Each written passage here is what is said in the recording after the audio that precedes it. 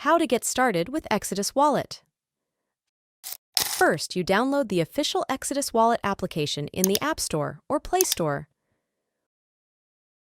When you open the application after downloading, you have the option to create a wallet or use an existing wallet. For the purpose of this video, we will create a new wallet. Congratulations, you have created your wallet. Now, we are going to create a backup with a recovery phrase. Press the button in the right bottom corner, then press Security and press Backup.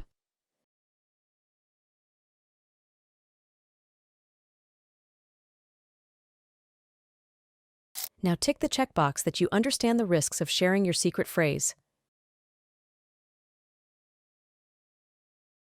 Press and hold to reveal your secret phrase and write down your recovery phrase. Now press Done to continue. Exodus needs you to confirm your recovery phrase by choosing the right words in the right order. In the next step, we are going to create a passcode to unlock your wallet.